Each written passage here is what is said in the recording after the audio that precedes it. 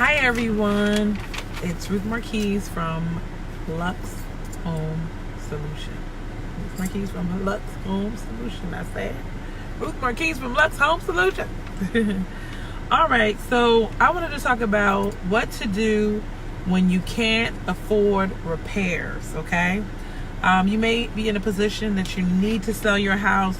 I had a seller call me, message me the other day and say, I just want to start all over again. You know, I wanted to just get rid of this house and buy a house. You know, I don't know how it was acquired. Sometimes people get homes passed on to them, or they bought the house a long time ago. They never had the money to make the repairs, and they get themselves into the situation where it's like, I want to sell my house, but I already know this is a mess. You know what I'm saying? So, or sometimes it's just like, you're done. You're just done. You don't want to fix nothing else. You don't want to do nothing else. You're just like, as is. It is what it is, right? The problem is, you're not going to get the amount that you're looking for. So that's where we come in, and we try to help you get the most you can get for the condition and the timing of the house that you're selling it, and help you move on quickly without hassle. So number one thing I want you to know, I got 3 points for you. I need you to understand the limitations of you selling your home with a bunch of repairs needed. There's a lot of limitations. And by the way, I'm a real estate agent, licensed in PA, and expanding. Buyers want perfect homes. They don't want to come in. They don't want to fix a hole in the wall. I mean, I had a settlement where the seller fell, you know, and went in through the wall. They was like, you want us to buy a house with a hole in it? It was like so crazy. I was like, what is happening right now? Didn't see that coming, but of course I handled it, and everything was fine. So buyers want perfect houses, and then you know what they want after the perfect house when they find it?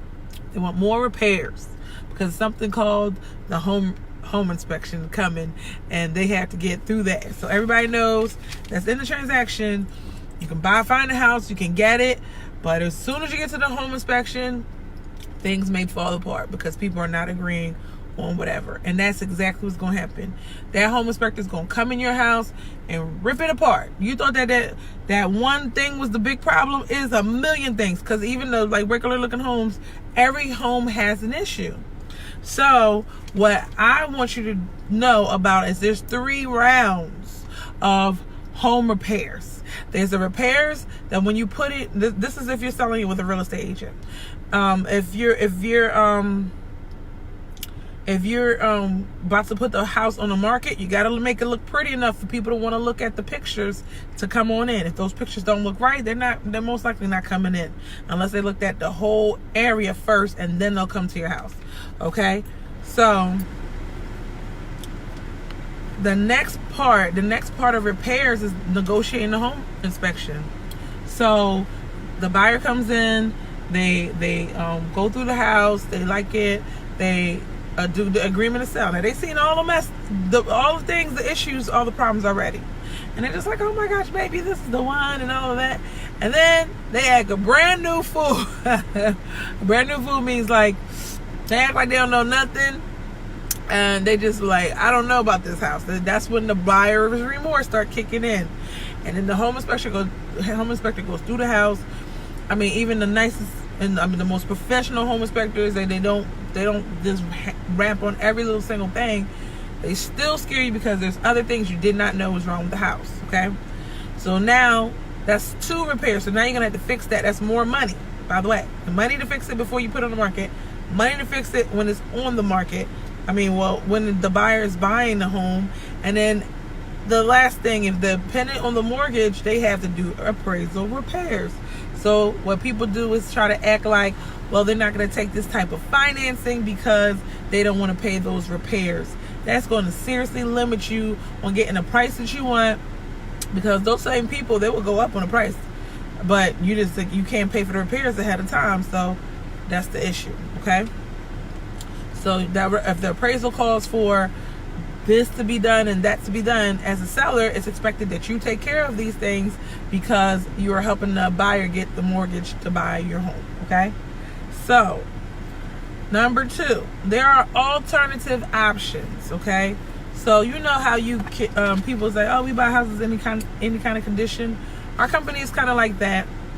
Me and my partner Liz, we have put ourselves in a position to accept your home, to buy it for you, from you, and to allow you to move on and not have to worry about repairs, not have to worry about fixing it up before you put on the market, during the market, after everything is done. All that money to get the price. By the way, the price does not, you can't just inflate the price on top. If you wanted to sell it, let's just say your house is worth 100, it's 100, and you gotta do all these repairs, which is diminishing your profit. That's the issue. Now, let's say your mortgage is tight. Maybe your mortgage is at 90 or 85. You may end up not having anything at all. So instead of you doing all of that, instead of doing repairs, you just let somebody else, an investor like ourselves, buy the property from you. You're out. You're free. You don't got to worry about none of that, right? So the other part I want to talk to you about is starting over. Now, starting over, you may want to purchase another home. You may take the proceeds from one home to buy another home, and I can help you with that as a licensed real estate agent. I can help you qualify for another home and go through the whole process. But now at least you have some proceeds from one house to go buy the house that you really want to stay in, and you never had to fix it. That's the beauty. So I'm teaching you how to sell a house without fixing it. That's what the name of this video should be. How to sell a house without fixing it and get some money and buy another house and then start over and buy the house that you want to live in. You did what you had to do before and you lived in it as long as you could, and now you're ready to get something that you really could use for your family. Maybe you're expanding, maybe you're moving and switching jobs. I don't know what your reasons are, but we respect all your reasons and we really want to help. Okay, so thank you so much for watching this video. If you want to contact me personally, it's 267-259-4639, or you can leave a message on this page. All right, thank you so much. Bye.